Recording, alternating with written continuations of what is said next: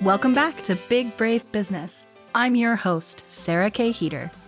Big Brave Business is a podcast where we challenge the status quo of traditional business practices.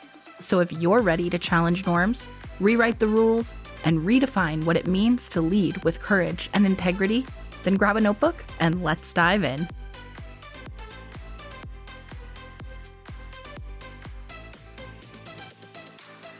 Welcome back to Big Brave Business. I am thrilled to meet my guest today. We were introduced by one of my favorites, Katie Carson. She has been a guest on here before. She's on my team. You hear me talk about her all the time, but she introduced us and we actually set some time on the calendar to meet in addition to doing this podcast episode, but we're doing them backwards order. So we actually have just met for the first time. So I love it. Meeting her along with all of you. But welcome to the podcast, Regyna Curtis. Regyna is a soul rhythm activator and business mentor dedicated to helping heart-centered, multi-passionate entrepreneurs create fulfilling, sustainable paths to success. With over 15 years of corporate experience in business development and a deep knowledge of energetics, she brings together practical insights and intuitive wisdom. Regyna's unique approach empowers clients to build holistic ecosystems where their work supports their well-being, something often overlooked by traditional business strategies. Through her signature system for holistic entrepreneurship, Charting Your Course, and one-to-one mentorship program, Flow and Prosper, Regyna guides entrepreneurs to align their business rhythms with their personal energy cycles, moving beyond conditioned strategies to empower intuition and create joyful sustainability.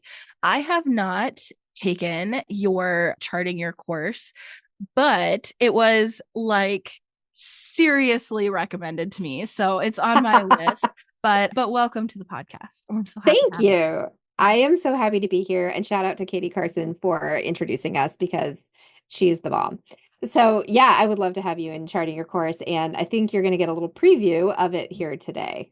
Yeah, I'm excited to just kind of dig into it. So one of the things you had originally proposed, like, here's some directions we could go. One is take up space with gracious spaciousness. Mm-hmm. What the heck does that mean?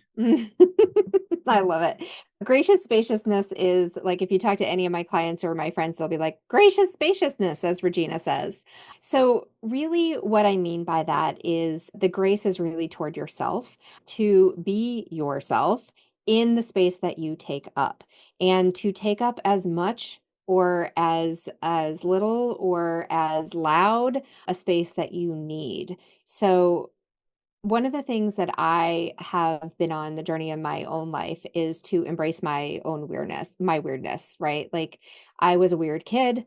I knew about the ghosts that lived in our house. I knew things before my parents would tell me. They'd come and be like, "Oh, we have some news." And I knew when people had died. I knew when people had gotten married. I knew when babies were born. I knew we were going somewhere or they were going somewhere. And it freaked them out a little bit. And I learned to keep those things quiet. I learned to keep my as people would tell me all the time as a kid, they were like, "Oh, what a beautiful imagination you have, Regyna."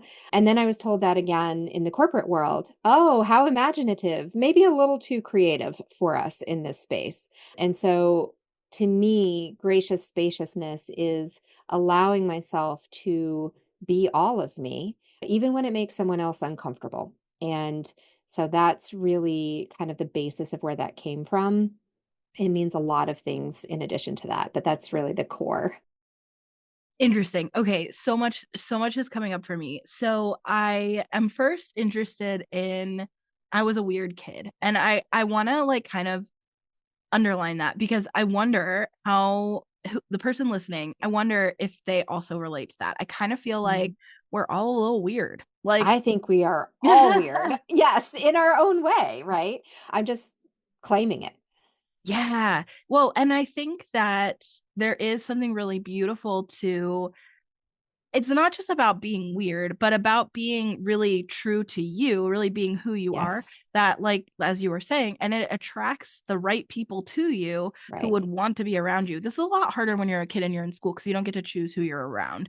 But Yeah. in a situation with like your marketing messaging, if you're an entrepreneur or as an adult, just getting to choose who your friends are or whatever, even what you're putting out there in social media and like personal, the age of the personal brand, right? Like we're Yeah. branding ourselves all the time. We brand ourselves with how we choose to kind of dress and present ourselves when we go to CVS, whatever it is. Like I love you're it. you're Yes. branded all the time, but like that personal brand attracts certain people and repels certain people, and leaning into fully who you are, which some Mhm. people might make you feel like is weird, but the right people will want to be in that energy. Yes, and that's the key right there, is it's often the things that you have been made to feel are weird, that you've learned are weird by other people's reactions, by other people. Generally, they're not gonna tell you, "Hey, you're weird." Sometimes they will, right? But it's the things, it's their reactions, and especially for people who are heart-centered, soul-guided, intuitive beings, right, out in the world trying to run their business. These are the things that you have noticed, the reactions of people either pulling away or kind of like cringing a little bit at what you're saying. You have learned that those things are things that people see as weird or Yeah. different. But those are the things that the people who need them the most. Those are the things that are your special gift that you actually need to turn up the volume on, because that's the thing that you have that no one else has. And so that reaction of people thinking that's weird or responding in a way that makes you think, oh, that's weird, that is actually telling you you're on to something hot. Yeah. Well, and I was going to say that too, that it sounds like your particular breed of weird is really tied, like the examples that you gave of your weirdness, quote unquote, Uh-huh. are really tied to intuition. It's really tied to Yes. this inner knowing and this, I mean, what other word is there for it? This intuition. So, and that is such a big part of what you've incorporated into your bio, and kind of some of the other things that you had submitted as like potential directions for Topics. this conversation. So obviously a really big part of what you do, and how you know what you've built your business around. So I'm curious, when it comes to intuition and this, you have these moments, these examples as a kid, of knowing things. Is that something you've always been able to tap into, or were you like socialized to forget it and then you had to relearn it? Hmm. I want to answer yes to both of those because it is something that I have always been able to do. It is something that I have always known that I have as an ability and as a huge part of who I am and how I know. However, the socialization, it didn't cause me to not use that. It just caused me to be very discerning in how I shared it. Right? So I've always used it. I've always, in fact, in the times when I was sharing it the least, it's when I was utilizing it the most. Right. So I would utilize it to understand, okay, this is a person I can say this around. This is a person I can't. This is a person I can, or this is a situation when I can really be fully engaging all of what I call my soul wisdom channels, right? Like I can engage all the channels here. I can tell you that is the taste of purple and this is why we need to do it, right?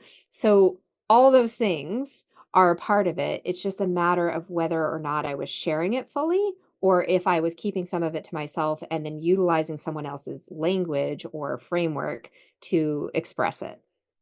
Interesting. I think part of the reason why I ask is because I think that, and I wonder if this is something kind of everyone can relate to. I feel like as a kid, there were a lot more examples that I can think back to where there were things I just knew. And Mhm. it kind of was like almost like a party trick in my family that I knew things. And I really definitely lost my, I guess I'll say, confidence in Mhm. tapping into that.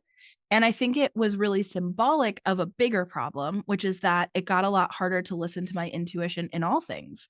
It got harder to Mhm. know who deserved my trust. It got harder to know, what do I really even want? Like things as simple as, what do I want to order at this restaurant, and things as big as like, what do I want to do with this life? Like all of that stuff got harder to listen to.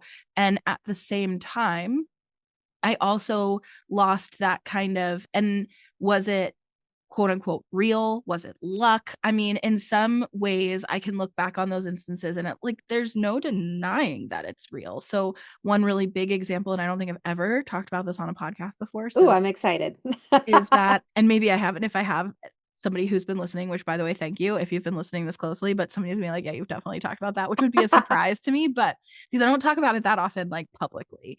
And in Uh-huh. fact, a lot of people in my life don't know this, because it kind of freaks people out, which is, I'm a Mm. twin, but my twin was lost in utero. So Mm. I didn't officially know until like later in elementary school. I think I was about 8 when my mom finally told me, but I always knew. I longed for my twin my whole life, and I was obsessed with twins. And once I was old enough to like have a library card, I would get books out of the library about twins. I would have Mm. magazines about twins. I was just like obsessed with all things twins and just longed for my twin, like would lay Yeah. awake longing for a twin. And finally, when my mom first thought maybe it's a phase, the Olsen twins were really getting popular Mm. and as kids and whatever, and she was like, maybe it's a phase and maybe it'll kind of go away. And when it didn't, she was like, okay, I think Think I I have need to to tell tell you. you.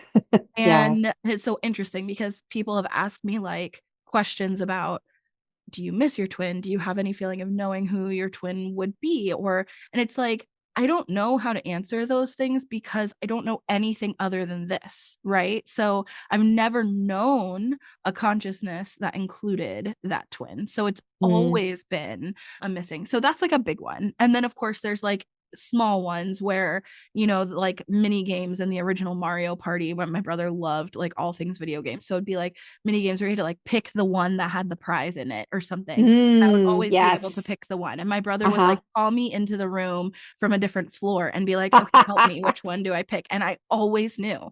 And so those things you could look at and say, like, maybe that was luck. But then there's this bigger example that's like, no, I like very much You knew. very And much then I knew. absolutely did lose it. Yeah. So first of all, like, thank you for sharing that. I really appreciate that. And for just acknowledging that this is something that is part of your experience. And you do know, I think that's actually such a fantastic example of this because it is a physical example. However, it's also a metaphysical example, right? And there's such a fine line between the physical and the metaphysical. They are one and the same. They are two sides of the same coin.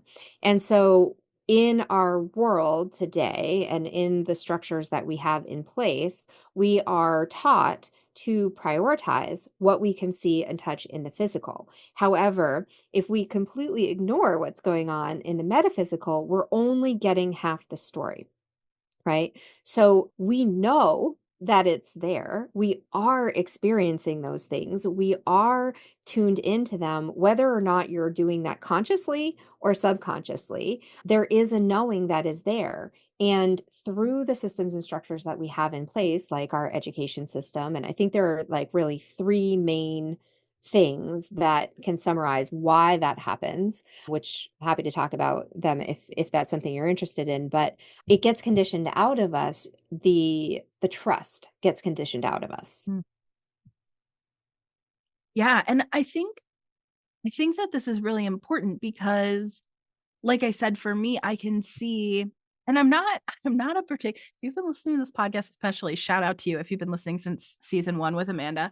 I'm not a particularly spiritual person. I don't spend a Mhm. lot of time in what people call like woo type of I stuff. can't stand that word, but I can't yes. stand it either, which is why but I know it is kind of like a point of reference that most people are like, I I know what know. you're talking about, right? Yes. And yes, I hate that terminology as well. I don't spend a lot of time on this stuff. And there's a certain element of it that is really important. So I really want to, for the person who's listening, especially because I know my people, I know the type of people who've been listening for a while are like, okay, I'm like, what does this have to do with business? So can you Mm, speak to that real quickly of what the heck does this have to do for being in like a leadership position or running your own yeah. business? What does this have to do with that? So I'm currently reading this book called Dear Female Founder. And it is a book that is a gathering of 66 letters from female founders that have made a certain amount of money in their business, like a significant amount, writing to basically the female founder in the earlier stages of business. And as I'm reading through it, it's it's really amazing to one of my gifts is to see patterns, like see energetic patterns, to see physical patterns. Like I've been playing with patterns in every way, shape, and form. And as I'm reading through this, I've made the decision to read one letter a day. Every single day, someone in their letter, they in some way say, follow your gut, listen to your intuition. You have a knowing within you. They say it in different ways every single day, but every single letter in some way they share, listen to your inner knowing. You have this guidance system within you, right? And we do have that guidance system within us. It is a part of who we are. And it's not the woman I was reading the letter today. I'm not going to remember the word. It was such a fantastic word. But basically, it was like heuristic or something like that. Like you've built, I love how she put it because she says, you have built this, I think the word was heuristic. It was a new word to me, but basically a collection of knowledge of information that you have gathered by trial and error. And when people talk about intuition, they often are talking about it in the same way that the horoscope is talked about, which drives me absolutely up a wall, right? Because it's like they talk about it and not everyone, and it's changing rapidly, but the way that I learned about astrology was it was this like magical, mystical little bit of information that you are one way and you're going to read this thing and it's going to tell you your future, and it's because you were born on a certain day. And it devalues the wealth of information that actually exists in that as a tool of introspection, as a map, as a calendar, right? And so what does this have to do with business is bringing it back to those letters, right? Every single one of those people is giving this as their advice. They're also giving amazing advice about how to get funding and who to bring in as your co-founder and all of those things. But every one of them in some way says, and follow that intuition, follow that gut, because it is our internal navigation system.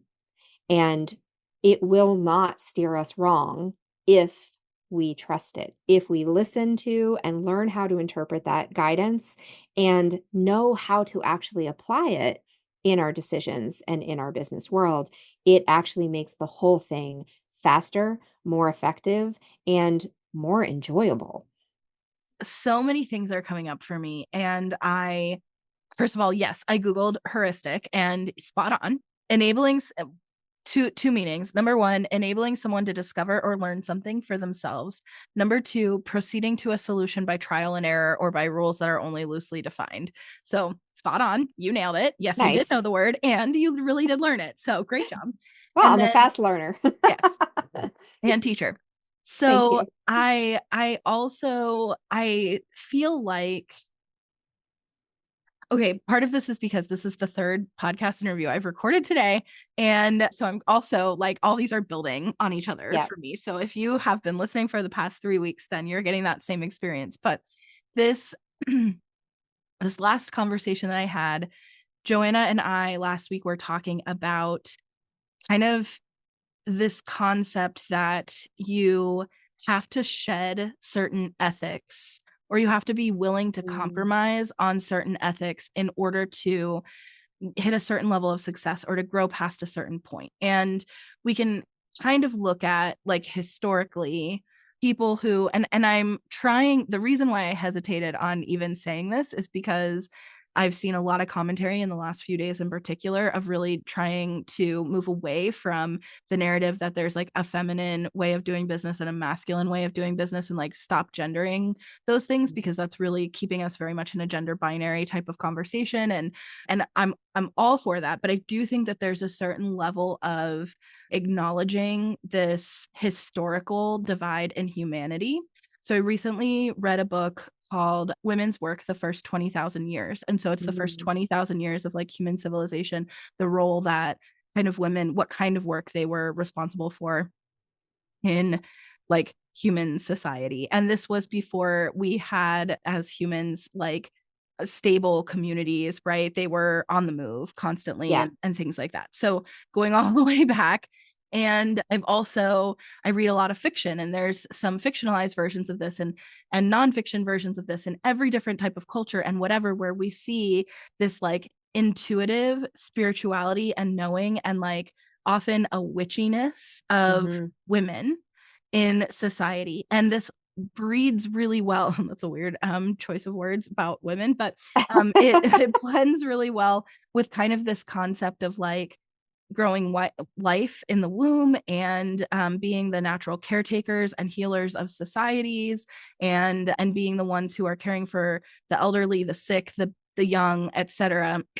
And all of that kind of goes together. And what's interesting is when we think about quote unquote business and like people who have been at the forefront of business, we see mostly this traditionally, stereotypically, quote unquote masculine energy, which does not tap into all of these things. And I think that there are some of us who are not white cis men who then go into business as entrepreneurs, and we're like, I want to make money. I want to make great money, honestly. And I want to like grow and scale this business. And so I feel like I need to do it, quote unquote, like a man, or like men have historically done business. Because if women have historically been more tapped into these things, teaching these things, telling these stories, sharing this wisdom, passing this on woman to woman, and it hasn't gotten them further in business, then how does it relate to my business? I don't know. Are you like tracking with me? This is I'm tracking with tangent. you. I love the tangent though. I mean, we could go on probably about 50 different side tangents from this. So we may just need to like record an entire series here. I love it. But there's a lot of things that come through for that. One of which is in my corporate world, in the time I spent in the corporate world, I saw a lot of women trying to act the way that they were seeing male leadership act, right? And it was quite frankly, it was frustrating, and it was also like disgusting. Like it just didn't, it, not to say that it wasn't disgusting when I would see men acting in the ways that like, we're not all men act this way, but like those stereotypical like cutthroat dog eat dog kind of like business things that is glorified on TV but actually happens also sadly in the real world. And then I would see women doing it, and it was just like even more like abrasive. And I was like, this, you could just tell like this is not only is this not conditioned in you, but it's also like completely out of your natural state of being. And it was hard to watch. It was hard to receive. It was hard to be in the spaces with those people who were doing that. And then I saw all sorts of things. But one of the things that I did see was also, thankfully, I've actually had many encounters with women who were embodying their true self, their true nature. And I don't mean this from purely from like a masculine feminine standpoint, right? Because honestly, we all have both of those natures within us, right? And it's just a matter of how we express it and how we choose to embody our actions, right? So I think it was one of the reasons why I really started to, I guess it was maybe some of my like best training was being in spaces with people who were not embodying their true nature, because as someone who knows this, who has this really strong intuition and always has, I can see through bullshit like nobody's business, right? And when somebody is acting out of alignment with their true sense of being, it is like neon signs. And so what does that look like, and how have I had many examples of people who were really working in their true nature? Yes. And I'm so grateful for that. Those people did struggle in a corporate structure because the structure itself did not support them in being that way. Unfortunately, the people that I saw, like the big neon signs around, who were struggling, I saw them tearing themselves apart internally, sometimes physically, definitely mentally and emotionally, but succeeding in the definition of success in that world, right? That's exactly what, okay, you hit the nail on the head of two kind of things that I really wanted to touch on. Okay, you hit the nail on the head of two things that I really wanted to touch on.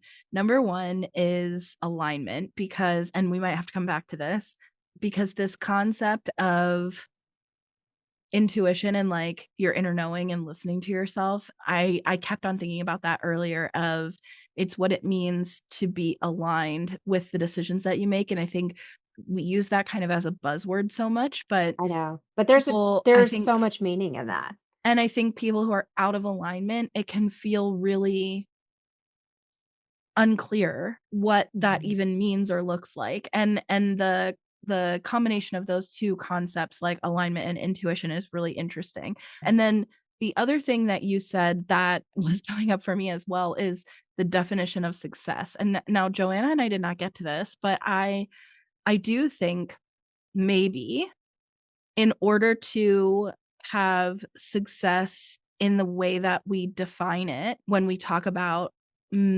cis men having like more business success, we can say that because of how it's being measured, and who Mhm. decided how it's being measured? They did. Cis So, men, right? right. So Yes. then, of course, that's going to be the way to have that level of success.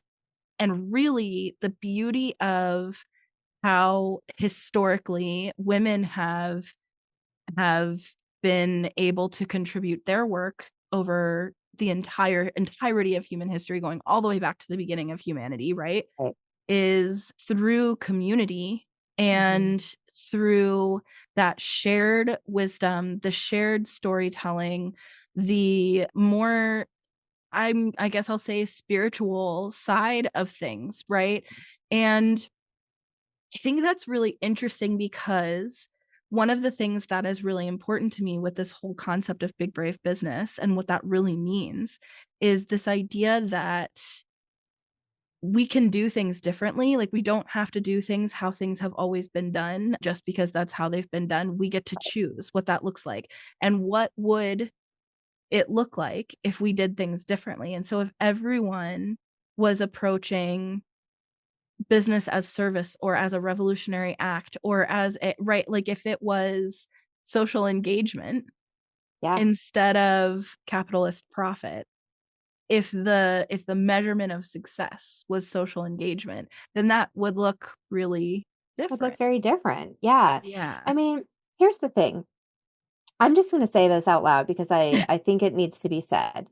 I am a businesswoman. I am running a business. I do want to make money, right? The goal of running a business is profitability. However, profitability is not only money.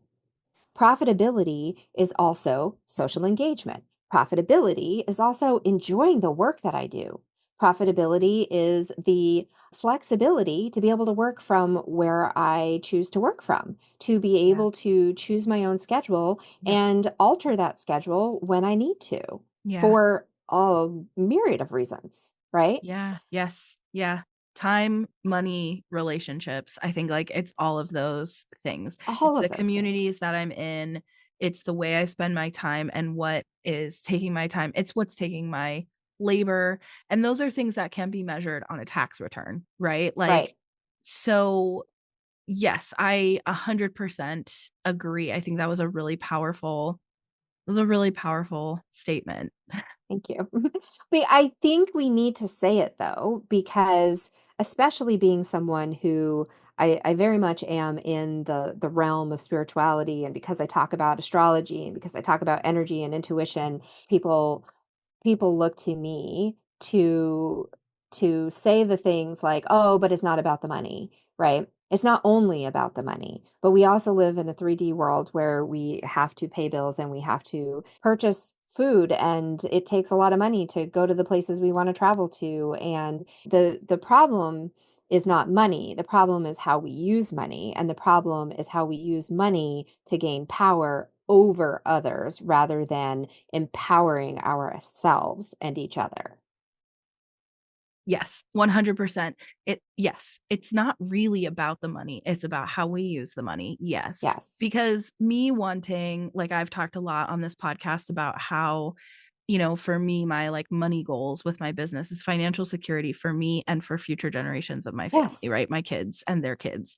And what that really means is that we have access to healthcare. It means Right. we can take up space, right? Come back Yes. to Gracious spaciousness. spaciousness. Yes. Yes. It means we can take up space and whatever that means, because there is a part of me that thinks like inherently land ownership is unethical. So like, but not even that's like really far down the path of Right. like anti-capitalism. So I get it. I get that not everybody is there with me in this moment. That's fine.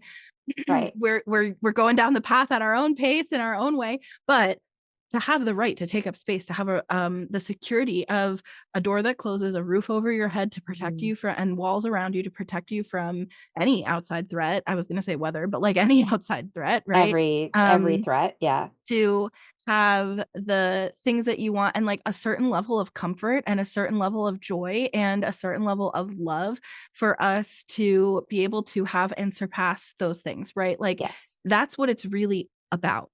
So when we say it's about money, it's like, I mean, I do want to make money, but I want to make money and I need to make, oh my gosh, now I have hiccups. I want to make money and I need to make money because I want to be able to live my life with the people who matter the most, doing the things that mean the most. That's really what Abs- it comes down to. Absolutely. And so again, it comes back to power power through, right? To empower.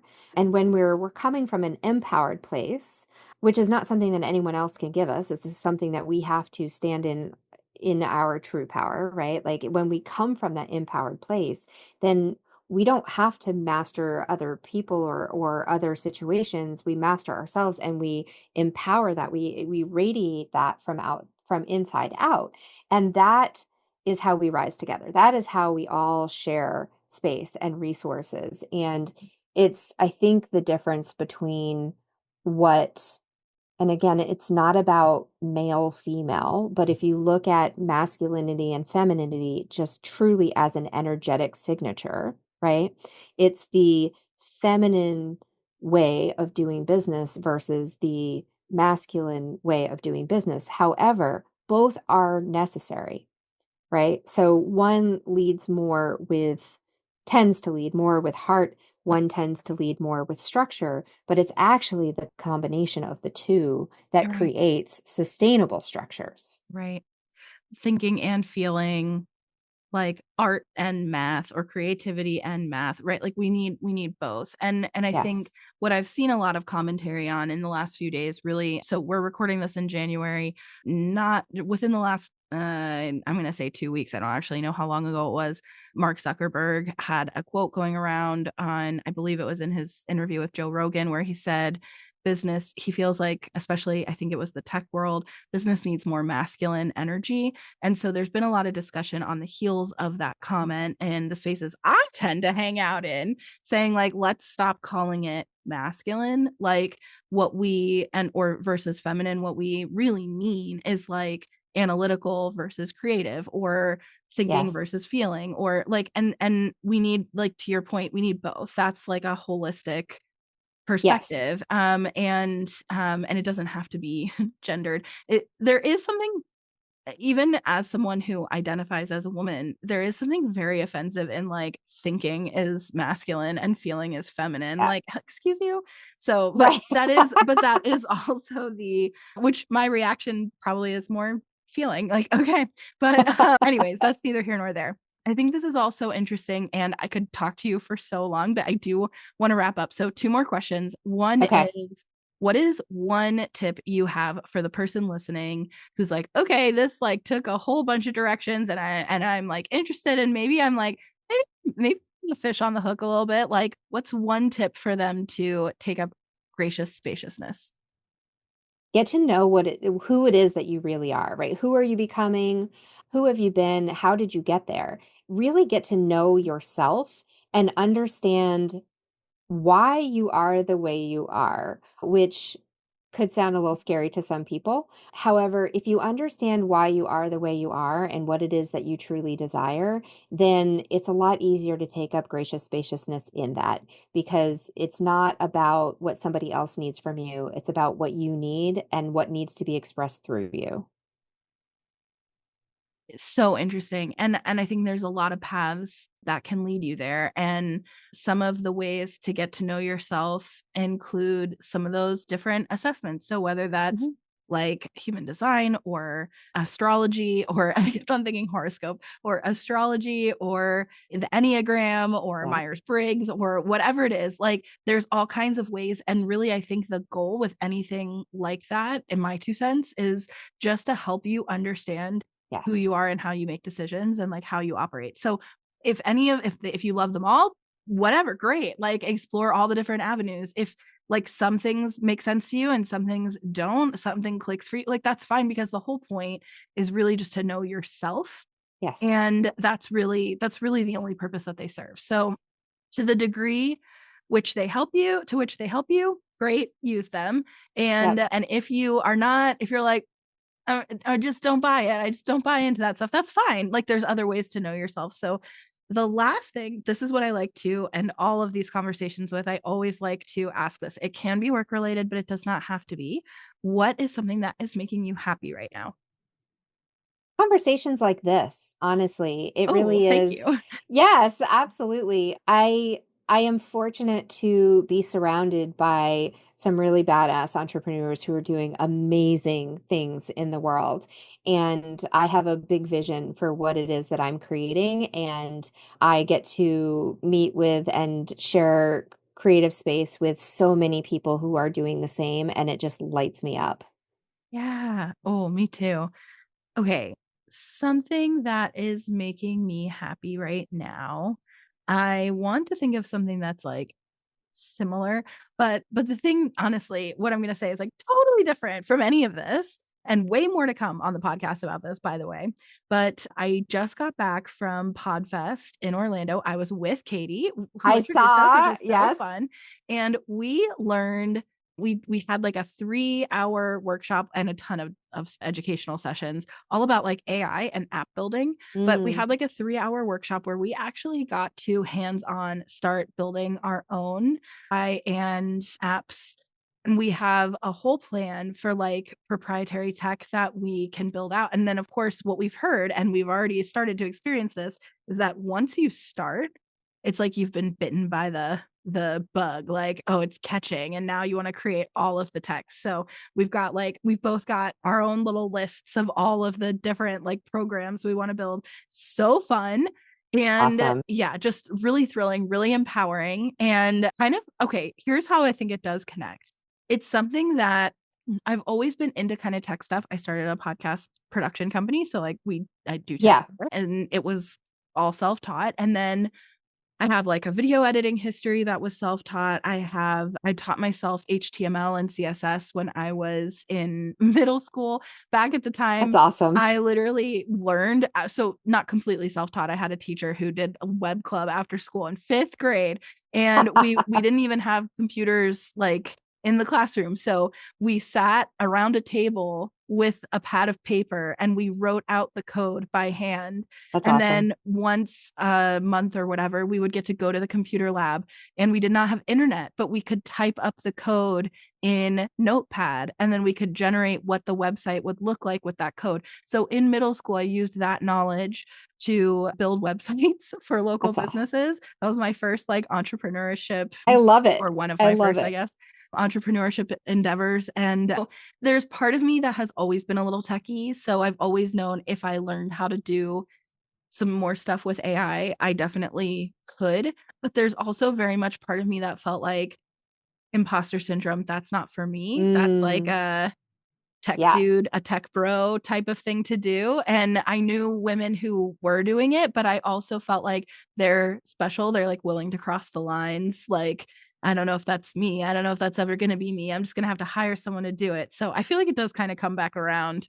It definitely to the comes same back conversation. around. It definitely comes back around to taking up gracious spaciousness and following your own, being weird, right? Like your own weirdness. However, there's another layer of that that I can see very much, very clearly, which is our Mingle Learning Collaborative, our online virtual co-working space that we haven't even touched upon today. But we will talk about that more one-to-one because it is very much aligned. And I think that there's a whole, well, no, I'm not even gonna say I think that. I know that there is a whole world being created right now where technology is allowing us to do some things that were never possible before. Yeah.